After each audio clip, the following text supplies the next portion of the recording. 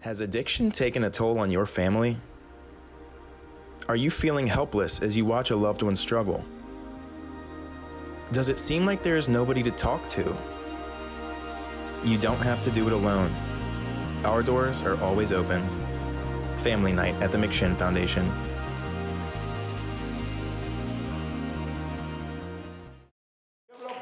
Thank you.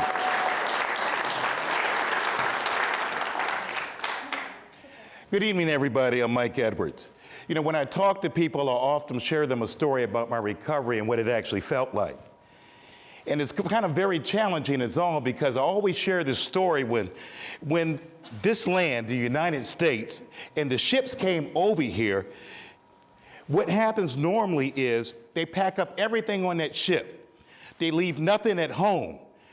And when they come to this island right here, when they come to this new land, these newcomers came here, they got off the ship stood outside, the captain came on board, and everybody got off the ships and came on this new land. And then he asked everybody, "Are we good?" And they said, "Yeah."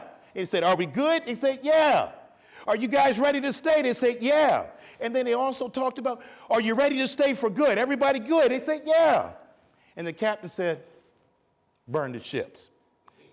And that's how my recovery is. When I finally decided to stop relapsing, when I finally decided to stick to this recovery program, I decided to work the program. I always share that there's an algorithm to everything. If you want to bake a cake, there's an algorithm. If you want to raise a good child, there's an algorithm. If I want to be a good person, there's an algorithm. Because the universal law always tells us we're going to reap what we sow. I didn't get that until I finally started working the program, and I looked back at my life. My sponsor told me, Moses,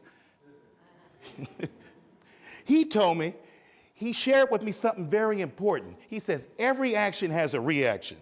Every action has a reaction. And I had to do this inventory on myself and why I was wondering. I wanted this harvest of good life, good money, good girl. I wanted everything to be good, but I wasn't willing to work for it. And then I realized finally that I had to reap what I sow. And as I did that inventory, I looked at everything that I did, every action that I did, every word that I said, went out into the atmosphere. And it had a meaning, and it had a purpose, and it took hold. And then I finally, after 54 years, I finally just started to work my program. You know, I spent a lot of years working on a lot of certifications, got a good education, and came from a good family. Unfortunately, none of that kept me clean.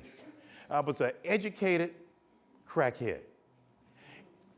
When I got into the program, I started to realize as I did my inventory, and I looked at myself in the mirror finally, I realized that I was reaping what I was sowing. In order to do something different, I had to give something different in life. Because in order to get a harvest, a seed had to be planted. I wanted that harvest without planting a seed. Y'all probably don't know anything about that, but that's what I wanted. My childhood was amazing. I was on TV, and it was on the Checkers and Pilgrim TV show. At 7 years old, when I was living in Hawaii, I thought that was a normal life.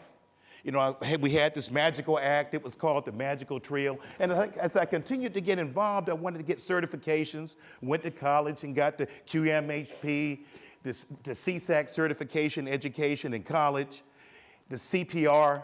And then I finally got to McShin, and I said, wow, I wish I would have found a place like this early in my life, because everything is offered here.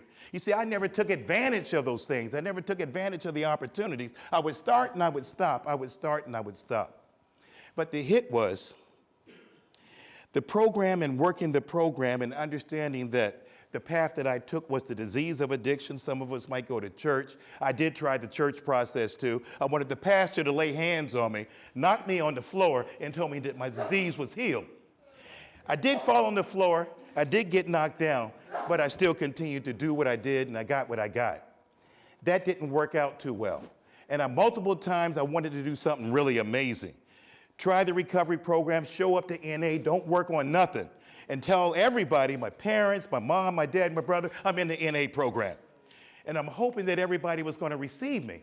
But you see, they were still thinking about that old Michael Edwards, that Michael Edwards that used to steal, that used to lie, that used to cheat. But I thought if I showed up to the program everybody would receive me, and all I wanted to show up. I was in the NA program, but I didn't work the NA program. I was in school, but I didn't work school. I had relationships with people, but I didn't know what a good relationship was. I didn't identify that a relationship is supposed to be mutually empowering. None of mine were. Okay, it was good. And look here, I gave you some crack, you give me some back. It never worked like that. You guys understand what I'm saying? And then I finally realized something also that was very powerful, that if I do good, I get good. If I treat people right, I can get treated right.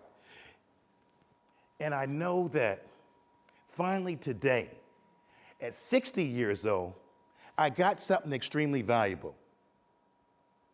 I got life, I got peace, I got spiritual principles, and I have to practice those principles.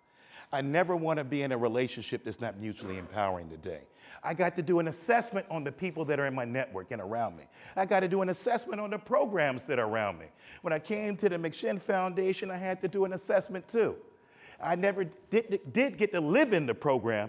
I never lived in one of the houses that the McShin Foundation has. But they got some principles here, and I really grabbed onto those principles. And I love the principles here. And you guys see me walking the hallways. I'm just trying to get some recovery. I look at y'all, whether you got 1 day clean or 1,000 days clean. You guys are helping me. And we don't realize that. We think we got to have 6 years, 20 years, and 50 years to be able to help somebody. All I have to do is work the program, and talk the talk. Walk the walk and talk the talk. That's what's so important to me today. I don't need an attaboy. I don't need somebody to pat me on the back. I finally realized that I can do this for me. I don't have to do it for mom. I don't have to do it for dad. I don't have to do it for cousin Phil. I don't have to do it for the dog Jitty. None of that. And this is what makes my life so fulfilling now. Now I actually can genuinely work in a program, get what I need to get, and also help people too. And I don't have to grab somebody's hand and say, did I help you or anything? All I have to do is work the program and be the man that God wants me to be. The networks that I have and the people in my life today, I do a strong assessment.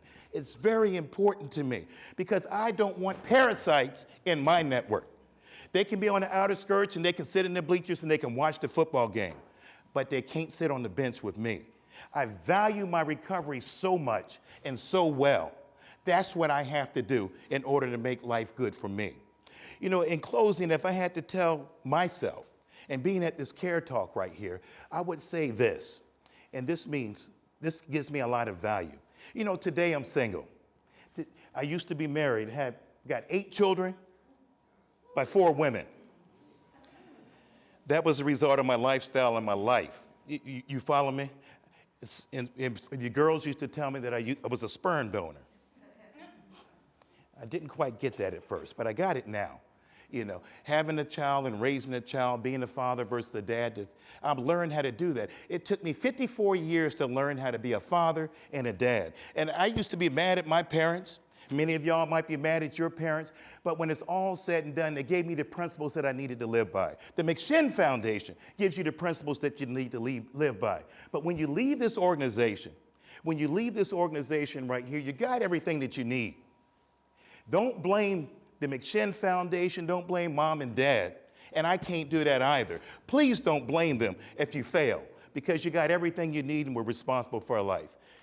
In closing, when there's nobody else to speak life into Mike Edwards, God gives me the ability today to look in the mirror and speak life into myself. Thanks for allowing me to share that.